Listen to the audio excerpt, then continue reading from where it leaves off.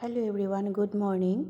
এয়া আমাৰ গুৱাহাটী খানাপাৰা খেলপথাৰত অনুষ্ঠিত হৈ থকা আছাম বুক ফেয়াৰ অসম গ্ৰন্থমেলালৈ ময়ো আহিলোঁ এবাৰ। আৰু আহিয়ে প্ৰথমে এখন কিতাপ কিনিলোঁ। কি কিতাপ কিনিলোঁ আপোনালোকক দেখুৱাম বাৰু।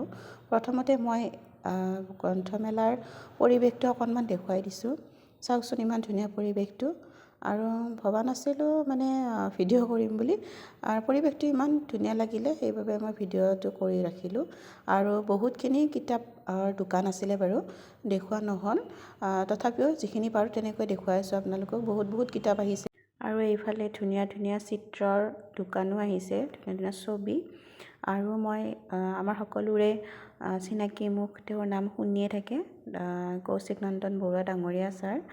আৰু তেখেতৰ যিমানখিনি লিখনি কিতাপ আছে সকলোবোৰে পঢ়িছে চাগে আপোনালোকে। তাৰ ভিতৰত ময়ো পঢ়িছিলোঁ সৰাফুলখন, বহুত ভাল লাগিছিলে। আৰু এখেতক লগ পায়ো মানে খুবেই ভাল লাগিলে। আৰু তাৰপিছত মই এখন কিতাপ কিনিলোঁ, পিতৃৰ দৃষ্টিত জুবিন, কপিল বৰঠাকুৰ ডাঙৰীয়াৰ। এই কিতাপখন পঢ়িবলৈ বহুত মন আছিলে, অৱশেষত ল'লোঁ আৰু পঢ়িলোঁ। ভিডিঅ'টো এইখিনিতে সামৰণি মাৰিছোঁ। ভাল লাগিছে যদি লাইক কৰিব, কমেণ্ট কৰিব, শ্বেয়াৰ কৰিব। আৰু যিসকলে নতুন, মোক ফ'ল' কৰিবলৈ একেবাৰে নাপাহৰিব। নতুন এটি ভিডিঅ'ত লগ পোৱাৰ আশাৰে আজিলৈ বাই বাই।